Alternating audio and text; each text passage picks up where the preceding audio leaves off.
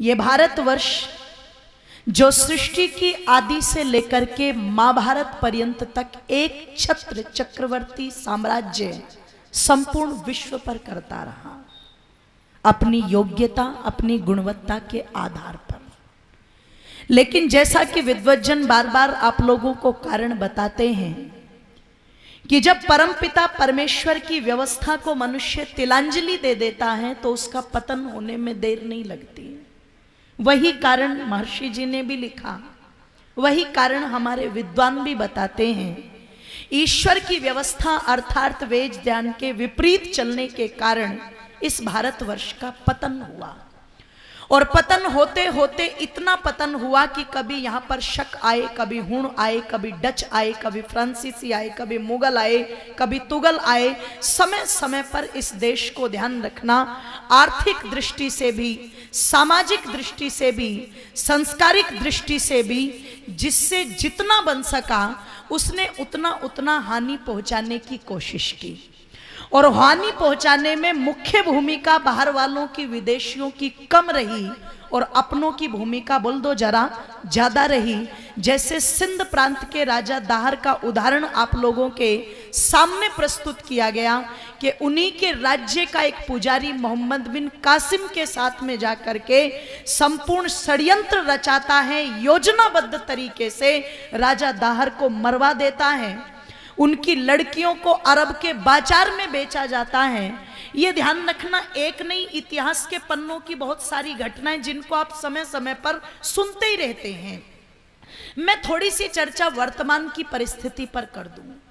और वर्तमान की परिस्थिति क्या है कि आज का जो युवा है, जो नौजवान है, घर के अंदर जो अभिभावक हैं, जो माता पिता है, वो अपने बच्चों को कामयाबी के शिखर पर देखना चाहते हैं, चाहे लड़का हो और चाहे बोल दो जरा लड़की हो। आज कुछ ही लोगों की मानसिकता पक्षपात की रह गई है, नहीं तो अधिकांशतः महर्षि दयानंद जी का प्रभाव रहा, समय समय पर प्रचारकों का प्रभाव रहा। और आज दीवारें सजी हुई मिलती हैं, पढ़ी लिखी लड़की, रोशनी घर की। इससे बड़े गौरव की बात और क्या होगी कि इतने बड़े सम्मेलन में आप लोगों ने मेरी बहन ऋचा आर्या को यहाँ पर एक संचालक का पद देकर के बैठाया हुआ है। ये अपने आप में एक बहुत बड़ी बात है और ये गौरव भी ध्यान रखना आर्य समाज ही देता है। आज अगर मोदी जी नारा लगा रहे हैं बेटी बचाओ बेटी पढ़ाओ, तो ये नारा सबसे पहले महाभारत के बाद अगर किसी ने लगाया था तो वो केवल और केवल महर्षि दयानंद ने लगाया था। ध्यान रखना, मैं निवेदन आप लोगों के मध्य में करना चाहती थी कि अपने बेटों को तो शिखर पर देखते ही थे लोग, आज बेटियों को भी पढ़ा लिखा करके शिखर पर देखना चाहते हैं। बेटियों के कानों में पहले ये बात भरी जाती थी, तुम्हें अगले घर जाना है, तुम्हें अगले घर जाना है। लेकिन आज मुझे बहुत अच्छा लगता है जब परिवार के अंदर ये बात सिखाई जाती है, बेटी पढ़ लिख जाओ और सेल्फ इंडिपेंडेंट हो जाओ, ताकि आगे चल करके अगर ग्रस्त जीवन में कोई समस्या आए तो तुम कम से कम किसी के भरोसे पर ना रहो। ये सभी अभिभावकों का प्रयास होता है, ये सभी की सोच होती है। मैंने प्रातः काल भी निवेदन किया था कि आप उन्हें अपनी सब प्रकार की संपत्ति देना चाहते हो, पर ध्यान रखना, वो भौतिक संपत्ति जो आज तो है लेकिन कल नहीं रहेगी, उस पर तो अभिभावकों का पूरा जोर है। वो केवल पैसा कमाने के लिए जो नौकरी है, क्योंकि बाप बड़ा ना भैया और सबसे बड़ा रुपया। पहले कहते थे विद्या साया विमुक्तये, और आज जो है वो ट्रेंड बदल गया है, आज कहते हैं विद्या साया नियुक्तये, जो नियुक्ति दिला दे बस उस शिक्षा को आप पढ़ो। तो ये सारी चीजें जो युवा के अंदर आई है वो इतना कमर्शियल हो चुका है कि धर्म से, ईश्वर से, संस्कारों से उसका कोई भी लेना देना बोलो नहीं रहा। पहले ये योजना प्रचार के रूप में चलती थी, षड्यंत्र के रूप में चलती थी, आज ये योजना टीवी के माध्यम से चल रही है। चिंतन किया, बैठ करके विचार किया, टीवी पर मेरी माताएं सीरियल देखती हैं, नाटक देखती हैं। निवेदन कर दूं, टीवी पर युवा आंखें गड़ा गड़ा करके फिल्में देखते हैं। आपने उनमें बहुत सारी गंदगियां तो देखी होंगी, पर एक षड्यंत्र शायद आप लोगों ने कम नोटिस किया होगा। एक बार मैं अपनी माताओं बहनों से कहना चाहूंगी, बंधुओं से निवेदन करना चाहूंगी, उस षड्यंत्र को भी आप देखिएगा। षड्यंत्र क्या है कि जब उन नाटकों के अंदर, फिल्मों के अंदर किसी पंडित को दिखाते हैं तो पंडित का रूप वहां पर दिखा दिया जो लालची है, जो ढोंगी है, वो पंडित है। जब वहां पर किसी क्षत्रिय की बात करते हैं, चाहे वो राजपूत के रूप में, क्योंकि जातिवाद चलता है पूरा का पूरा, उसको अक्खड़ दिखाएंगे, जो अक्खड़ है वो राजपूत है। अगर वहां पर जाट की बात की जाती है तो हरियाणा के किस्सों को उठा करके खाम पंचायत जैसे मुद्दों को दिखाई दिया जाता है। अगर वहां पर सिख की बात आती है तो मूर्खता की जितनी भी बातें हैं वो सब की सब उनके मत्थे पर मढ़ दी जाती हैं। पर बंधुओं, मेरी माताओं, जरा विचार करना, जब किसी भी फिल्म, किसी भी नाटक में मुसलमान को दिखाते हैं तो बोले नमाज पढ़ने वाला, बड़ा शालीन है, जो सबकी मदद करता है, सबको मिलाने वाला है। किसी ईसाई को वहां पर दिखाएंगे तो चर्च में प्रार्थना करने वाला है, माई सन बोलने वाला, माई डॉटर बोलने वाला, ऐसा रूप वहां पर दिखाया जाता है कि ईसाई बहुत अच्छे होते हैं, मुसलमान बहुत अच्छे होते हैं, लेकिन अपने आप को जो हिंदू कहने वाला है ये सबसे ज्यादा, बोल दो जरा, घटिया होता है। जितनी भी फिल्में बनती है वो कोई भी फिल्में आई होंगी, मैं ये तो नहीं कहती कि उन फिल्मों में जो ढोंग हिंदू जाति का दिखाया गया वो गलत था, पर ध्यान रखना, एक प्रश्न चिन्ह जरूर लगना चाहिए। अगर हिंदुओं के ढोंग दिखाते हो तो बोलो मुसलमानों के भी ढोंग दिखाए जाने चाहिए कि नहीं दिखाने चाहिए? बोलो, ईसाइयों की भी पोप लीलाएं वहां पर दिखाई जानी चाहिए कि नहीं दिखानी चाहिए? पर किसी की हिम्मत नहीं है। आमिर खान पीके को लेकर के मूवी बना सकता है, पर कुरान को लेकर के फिल्म बना करके दिखाए तो जाने, हिम्मत नहीं है। ये जितना मजाक है ये हमारे महापुरुषों का उड़ाया जा रहा है, क्योंकि माइंड वॉश किया जा रहा है, ब्रेन वॉश किया जा रहा है। इसलिए थोड़ा सा समझने की कोशिश करो। आज जो युवा इस मल्टीमीडिया की तरफ घुसा जा रहा है, उस युवा को बदले में मिल क्या रहा है? केवल कुसंस्कार। केवल ये बात कि कोई धर्म नहीं होता, सब अपनी जगह अच्छे हैं, सबकी बात मानो।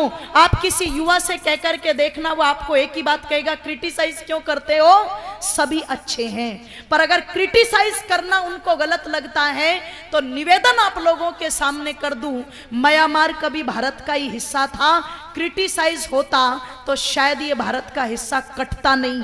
बर्मा, बांग्लादेश, पाकिस्तान, ये सब भारत के हिस्से थे। अगर क्रिटिसाइज हो जाता और सत्य को सत्य मान लिया जाता तो ये भारत कटने वाला नहीं था। ये कटा और बटा क्यों? क्योंकि हमने अपने संस्कारों को छोड़ दिया, अपने विचारों को छोड़ दिया। और आइए मैं चंद पंक्तियां कहकर के आप लोगों के बीच में अपनी वाणी को विरमित करूं कि कहावत आप लोगों ने सुनी होगी, घर का भेदी लंका ढाए।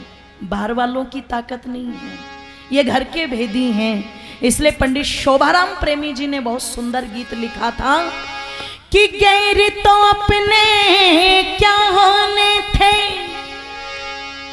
आज गैर तो अपने क्या होने थे, यहाँ अपने ही नहीं अपने हैं।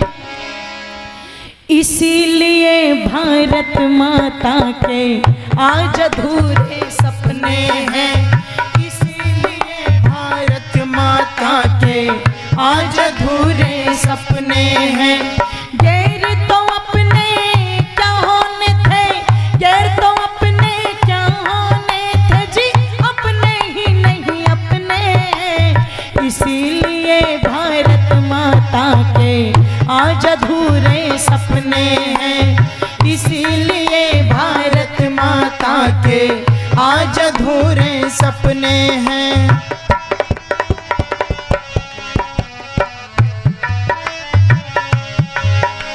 मोहम्मद बिन कासिम को अरब से बुलाने वाले गैर न थे, दाहर की 2 कन्या अरब पहुँचाने वाले गैर न थे, अरब खरब की राशि रिपू को बताने वाले गैर न थे, राजा दाहर को युद्ध में मरवाने वाले गैर न थे। अपने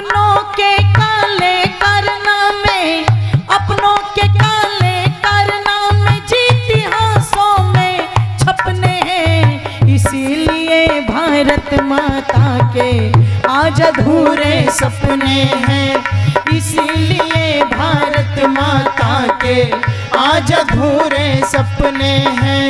गैर तो अपने क्या होने थे, गैर तो अपने क्या होने थे जी, अपने ही नहीं अपने हैं, इसीलिए भारत माता के आज अधूरे सपने हैं, इसीलिए भारत माता के आज अधूरे सपने हैं।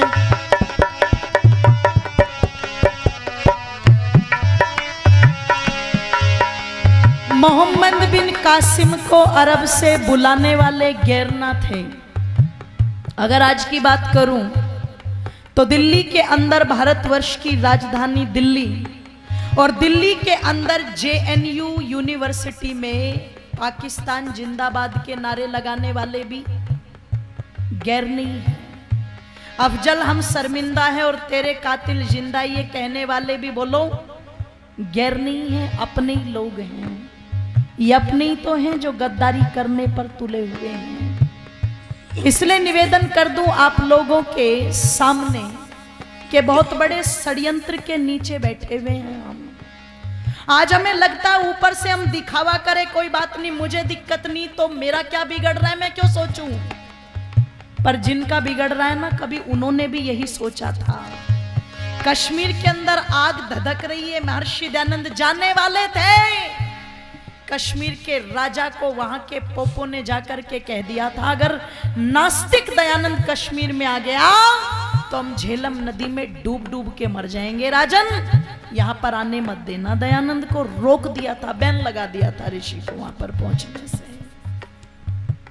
झेलम नदी में तो डूबे नहीं, पर जला जला करके काट काट करके जरूर निकाल दिए कश्मीर से।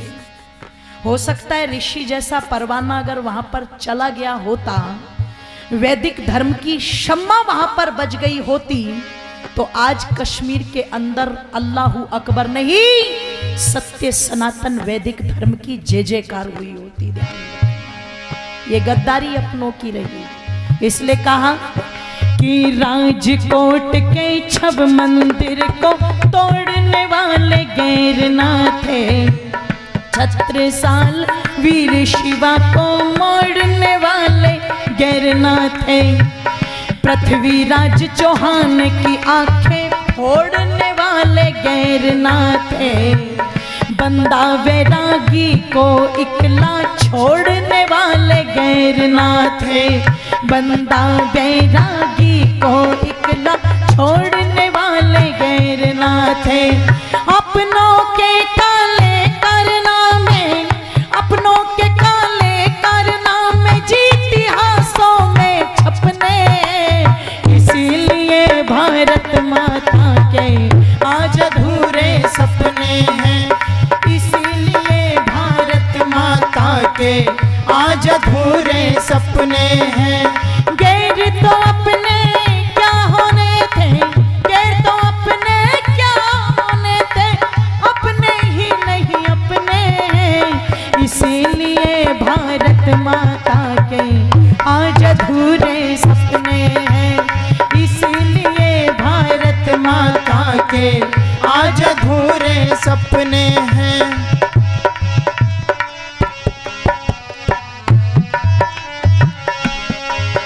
और अंतिम पंक्ति कह दूं कि 700 साल यवनों की हुकूमत रखने वाले गैर ना थे, अंग्रेजों की सारी बुराइयां ढकने वाले गैर ना थे।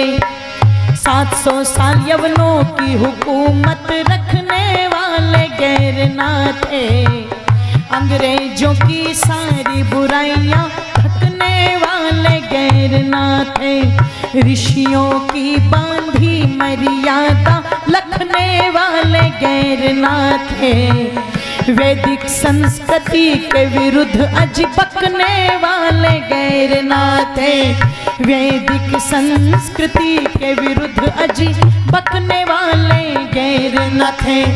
ऐसे ही रहा भारत, तो ऐसे ही रहा भारत, पाकिस्तान अनेकों नपने हैं, इसीलिए